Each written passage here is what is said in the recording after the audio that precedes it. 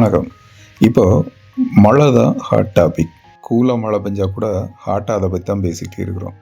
இந்த மழை பெய்யும்போது இந்த வானிலை அறிக்கை பேசுகிறவங்க, இந்த ஆய்வாளர்கள் இவங்கெல்லாம் சேர்ந்து இந்த மாவட்டத்தில் கனமழை, அந்த மாவட்டத்தில் தீவிர கனமழை, இந்த மாவட்டத்தில் அதி கனமழை அப்படின்லாம் சொல்லுவாங்க.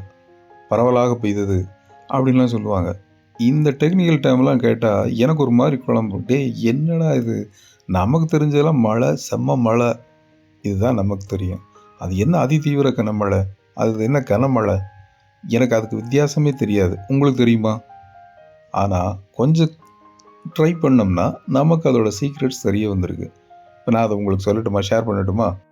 அதாவது மழை 1 சென்டிமீட்டர் பெஞ்சுதுன்னா லேசான மழை, 2லேருந்து 6 சென்டிமீட்டர் பெஞ்சா மிதமான மழை, 7லேருந்து 11 சென்டிமீட்டர் வரைக்கும் பெஞ்சா கனமழை, 12லேருந்து 20 சென்டிமீட்டர் பெஞ்சா அது மிக கனமழை, 21 சென்டிமீட்டருக்கு மேலே எவ்வளவு பெஞ்சாலும் அது அதி கனமழை. இதுதான் வானிலை டேமா, வானிலை சொல்கிறதுக்கு வானிலையாளர்கள் பயன்படுத்துகிற வார்த்தையா.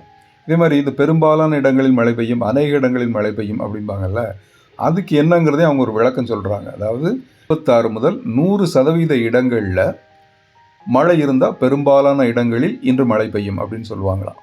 51லேருந்து 75% வரைக்கிலான இடங்களில் மழை இருந்தால் அநேக இடங்களில் இன்று மழை பொழியும் அப்படிம்பாங்களாம்.